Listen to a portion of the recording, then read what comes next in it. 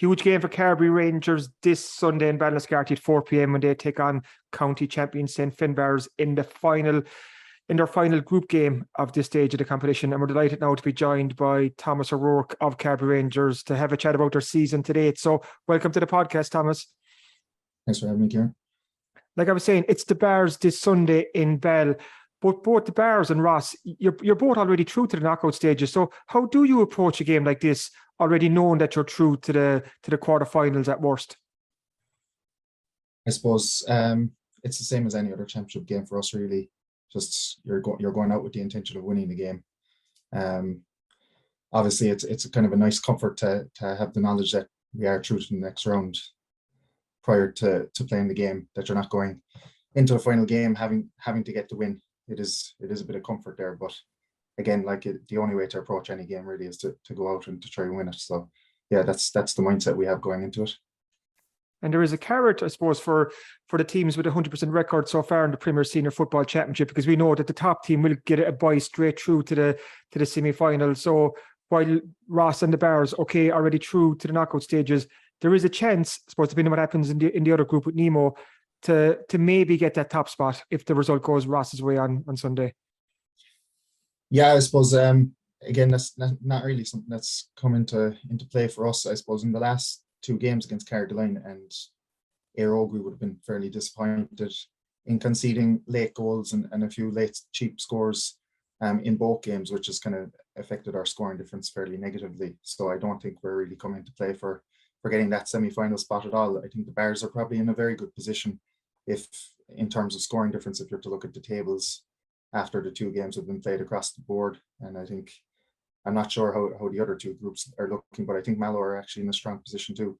So yeah, I guess I think we have a fair idea that even if we do get the win against the Barrs, I don't think we'll probably get that semi-final spot by the way it's kind of panning out. So yeah, it's not something that again is kind of coming into play for us, I guess. Well, like you said, there's a great comfort going into this game knowing you're already through to the knockout stages. But it's a good chance for Ross too, just to see where you're at compared to the best team in the county right now.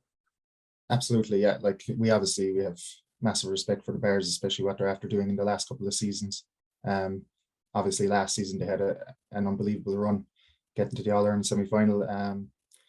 And we know that anytime you come up against the Barrs, you're going to be tested physically. And they're a great footballing side as well. So yeah, we're ready for a battle. We know they're going to be up there at the end of the season, regardless of what happens next Sunday. But yeah, no, we're looking forward to, I suppose, kind of gauging where we are at this stage of the season. We're obviously after coming on a lot in the last two seasons, developing a lot of our younger players, and seems to start. It's starting to come together for us, I think. So it's a good gauge now to be playing the county champions on Sunday. Just to touch on that, Thomas, and Hawley O'Sullivan mentioned it in one of his columns lately, that this has been a Carbery Rangers team in transition over the last couple of years. But I think we saw against Éire Óg in the last game, and I'm just looking here. He said, Hawley said that the Carbery Rangers have been waiting for their young guns to start to fire to speed up that transitional phase that the club is going through. Jack Cavan, Keelan Scannell, Pat O'Rourke and Jack O'Regan put their shoulders to the wheel on Sunday against Éire Óg. And just on this transitional phase, you're one of the elder statesmen, if I can say that. You're there back in the glory day of 2016 when Ross scaled your Everest and you were crowned county champions for the first time. But you've been there for that success and you've seen this transitional period now. So where do you think this team is right now going into the knockout stages? I think we're in a very good place. I think, we've had two bad seasons prior to this in terms of results. Where we're at now, I would say that a lot of players have gained a lot more experience playing championship football. I'd say a lot of players have gained more experience just playing adult football in general. Obviously, we had that kind of success. We were used to being kind of in the latter stages of the championship.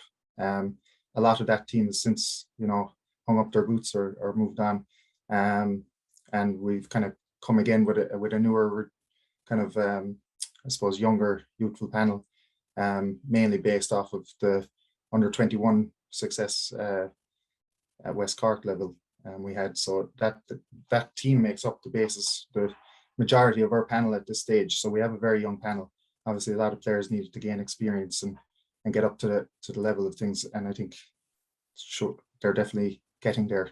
I suppose we won't know until we come up against, you know, the knockout stages, or we come up against the kind of, yeah, the higher level teams, I guess. Yeah. But from what you've seen so far of these young guns, like some of the fellas I mentioned there, the Jack Cavans and the Keenan Scannons and so on, like they're really, like Holly did say, they're putting their shoulder to the wheel this year, and they really have stepped up. Because if we look at the past few seasons, it was disappointing for Ross. You were just weren't getting out of the group, I suppose, and getting through to the business end. But something seems to have changed this year. There's definitely a change. I think it really is just down to that extra year of experience and that extra year of you know, playing at adult level football. Like it does take a bit of adjusting. I know myself, like it took me a few years to get used to it. You're used to, you know, kind of finding it quite easy to play at underage level, and then when you come up into the adult grades, it does take adjusting for sure. A lot of these guys are stepping into it in their first year and performing excellently, it has to be said. So like it's very promising for the future, that if these guys are able to get to that level already, hopefully they'll be able to drive it on going forward. But yeah, like all of the younger guys that are into the team over the past couple of years have made great contributions, and, you know, shown a lot of leadership there as well. How much are they keeping you all on your toes? Because you always hear of young fellas coming into the panel and they're full of energy, they're full of running, and the older heads are inside there are trying to keep up with them. Is that the story in Ross training right now? Definitely is. There's a few guys there that fancy themselves in the fitness tests that'd be on the older age kind of scale. But yeah, no, there's definitely good competition. It keeps it fresh as well when you have new players coming into it every year. And yeah, exactly, keeps you on your toes. And just sticking on this transitional team for a second, so we've always associated Seamus Hayes and John Hayes with Carbery Rangers for the last 15, 20 years, but Seamus is doing great stuff with the juniors now. We see John has come on in the last couple of games, but that just shows that, I suppose, the change and evolution of this team, that these younger fellas are coming on, and we still have John Hayes and James Fitzpatrick and these fellas around, but these young fellas have stepped up to senior, which is a big positive for the club. Yeah, exactly. Like obviously a lot of talk about the kind of transition that we've gone through in the last 2 years, but, you know, during that transitional period, you still had all of these guys that have done everything with the club, like John and Seamus, like James Fitzpatrick, and they give great guidance and great kind of advice to the younger players, and obviously everyone's looking up to them, taking on board what they're saying and seeing the standards that they've set in the past and going with those. So yeah, great to have those kind of guys still around the place. Yeah. 100%, Thomas. And let's have a look at the group games so far. Beat Carrigaline in the first game, but it's that second game against Éire Óg. That was the important game. That's the game that guaranteed Carbery Rangers their place in the quarterfinals. And you only have to go back 12 months ago in Bandon as well, when Éire Óg beat Carbery Rangers that day. But fast forward now, and it was Carbery Rangers that came out on top.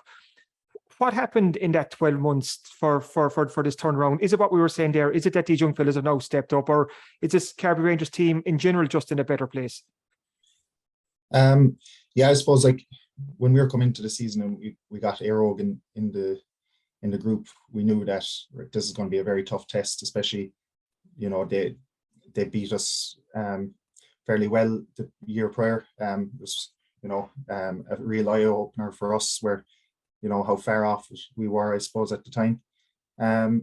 It's a combination of, you know, again, I keep saying it, the experience gained by, I suppose, everyone on the team by continuing playing under the new system with Declan Hayes in charge. You know, we have our system well and truly ironed out now. And also then we had Brendan Walsh of Gorilla Fitness came in as our strength and conditioning coach.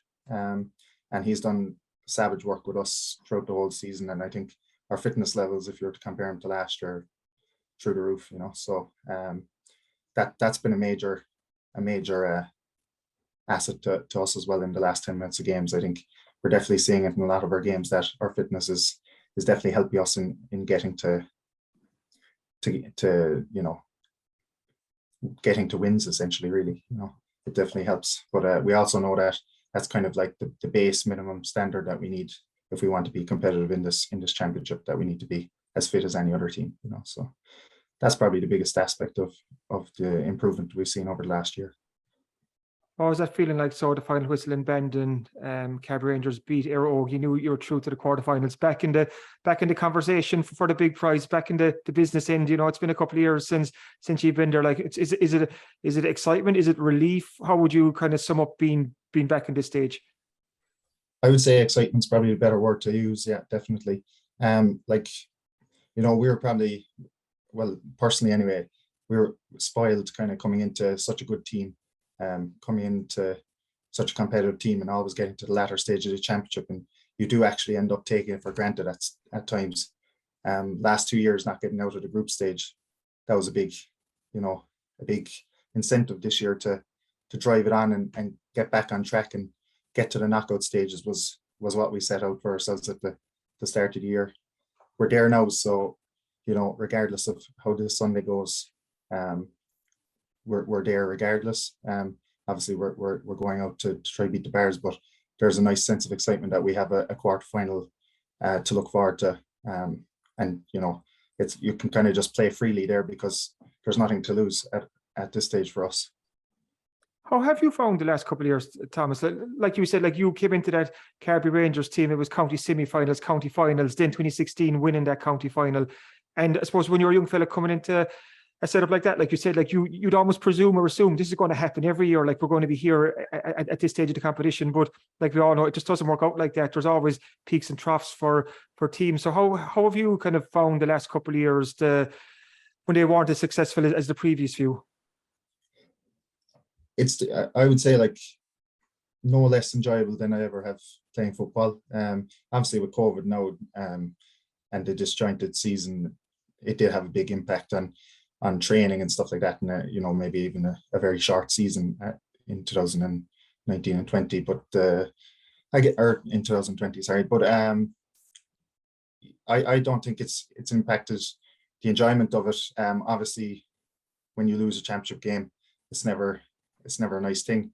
There's nothing that beats that feeling of winning a championship game, and it's just great to have it back now this year. I think, you know, maybe we needed the years to build again, to get things back on track, and it does feel like they're getting back on track now. So yeah, I suppose it's an enjoyable thing. I think, you know, you're kind of starting anew with a lot of new faces and a lot of new guys on the panel, and it's like a new kind of journey, I suppose, if that doesn't sound too cheesy.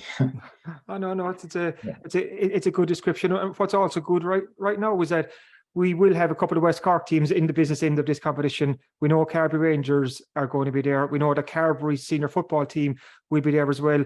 We know that one of Castlehaven, Nemo and Clon will progress as well. So we will have at least 3 West Cork teams there. I suppose it's a good sign of football in division right now. But if you could have and this is fantasy football now, if you could play any one of the West Cork teams in the quarterfinal, and we know that this probably won't come to pass, is there anyone you'd love to have a crack off? That's a dangerous question. It's loaded, isn't it? Yeah. Like, to be honest, like, obviously we're you know, we have kind of good bit of competitive nature built up with the club teams around West Cork. And then for the division to be there as well, it's definitely interesting. I couldn't pick a favorite between all of them now, to be honest, I'd say. And yeah, no, it'll be interesting. It's great to see Carbery back up there. It's been a while. I know Duhallow have been fairly dominant at the divisional level, but it's great to see it for the junior clubs in the division to have that representation, that opportunity to play in the championship as well. It's great to see. That was probably the best answer you could have given, Thomas. So you've really dodged a bullet in that one. But before I let you go as well, I suppose I have to ask about Declan Hayes, obviously a former teammate of yours who stepped into the management hot seat last year. He had a tough opening year, but it's great to see things working out for Declan now. Kind of when you have a former teammate who becomes a manager, what's that relationship like then, and how much does it change? Yes, it's an interesting question. I think with Decky there, like, Decky would have always been very kind of focused on when he, even as a player, you know, the tactical side of the game, and standards were a big thing with him. Like there's no better man for kind of a professional approach than Dick, and that's definitely come through into his management style. I think, you know, tactically he's very astute. He's very good at conveying what he wants us to do. And in terms of interaction, I don't think it really impacts. It impacts the fact that I've played with him before, that a few of the players have played with him before. I think, you know, we recognize that he's the manager. He recognizes that we're players, and there's a mutual respect there that, you know, just communicate correctly, and there's no issues. Yeah. Brilliant stuff. Thank you so much for being so kind with your time on this week's podcast, Thomas, and best of luck on Sunday against the Bars. Yeah, Kieran, thanks.